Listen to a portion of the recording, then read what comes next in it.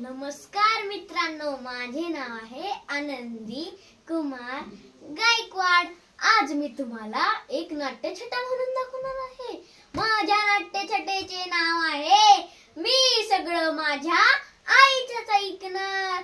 आईच्या पोटातून यायची गडबड फार, 8व्या महिन्यात जन्मलेली मी। बालपण ही कोरोनातच गेला आणि मी डायरेक्ट उडी मारली पहिलीत। म्हणून माझी आई सारखं म्हणायची, आनंदी अभ्यास कर, आनंदी अभ्यास कर, तुझा तर बेसच पक्का नाही, तुझा तर बेसच पक्का नाही। अगं मी तिला म्हटलं, अगं आई मला बोलता येतं, चालता येतं, पळता सुद्धा येतं, अजून काय पाहिजे बेस पक्का होण्यासाठी? या सर्व मोठ्या माणसांना आम्ही सतत काहीतरी शिकावंच वाटतं।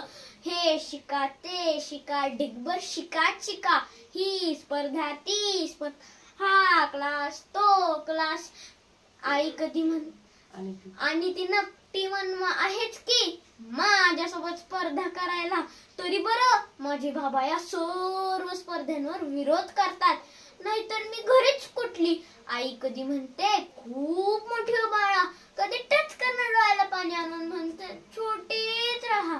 मला कळतच नाही मी मोठी हो की छोटीच राहू, काय करू बरं? तिच्या एका प्रश्नावरून मला खूप राग येतो। काय आनंदी, मोठेपणी कोण होणार? खरं तर माझ्या मनात होतं तयार असतं, मी मोठेपणी मोठीच होणार, पण तिच्या समाधानीसाठी मी बोलते मी डॉक्टर होणार। परत विचार केला, नको रे बाबा, दादा ही डॉक्टर होणार, मग तो त्याच्याच दवाखान्यात मला कामाला लावेल। परत विचार केला, मी पायलट होणार, पण विमानाच्या आवाजाला आईच्या खुशीत जाऊन लपते। मुळीच नको, इंजिनियर तर मला आवडतच नाही, इंजिनियर नवरा सुद्धा करणार नाही मी। परत आईने सुचवले, आनंदी तू कलेक्टर हो।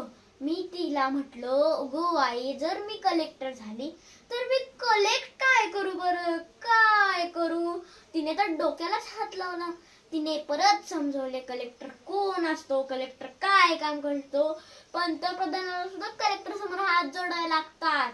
मी तिला म्हटलं, अगो आई मी जोपर्यंत कलेक्टर होईल तोपर्यंत तर मोदीजी काठी घेऊन फिरतील ना, मग ते काठी सोडून हात कसे जोडणार बरं? दादा लांब राहून हसत होता।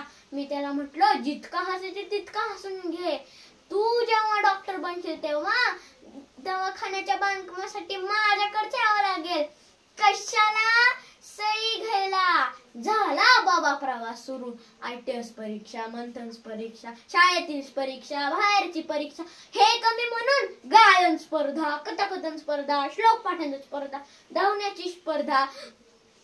आई म्हणते आणि आता ही नाट्यछटा स्पर्धा, आणि ह्याच्यानंतर आहेच की गणपतीतील स्पर्धा। तर आई म्हणते, आनंदी सुट्टीत पोहण्याच्या क्लासला जायचंय म्हणे, पोहायला नेते। तुम्हाला म्हणून सांगून ठेवते, स्वतः इतकी घाबरती पाण्याच्या जवळ सुद्धा जात नाही। पाण्याच्या जवळ गेली तिच्या हातपाय लटपटायला लागतात आणि मला म्हणते पोहायला नेते। पण मी जाणार, मी तिच्यासाठी जाणार। आणि पुन्हा ही आई मला एकदा पोहण्याच्या स्पर्धेलाच पाठवणार। यावेळी हातात मशीन गन घेऊन धडधड धडधड धडधड धडधड गोळ्या घालाव्याशा वाटतात, पण मी मनाचे श्लोक आठवत स्वतःलाच समज घालते। ते मनाचे श्लोक आठवताना प्रत्येक स्पर्धेत भाग घेतल्यावर माझी आईच आठवते। प्रत्येक स्पर्धेत भाग घेतल्यावर तुझ्या हावभाव, तुझी तळमळच आठवते। म्हणून तर मी प्रत्येक स्पर्धेत बेस्ट होते। मी जिंकली काय, हरली काय, तरी माझ्या आईच्या चेहऱ्यावर गोड हसूच असते। म्हणून तर मी म्हणते, मी सगळं माझ्या आईचंच ऐकणार।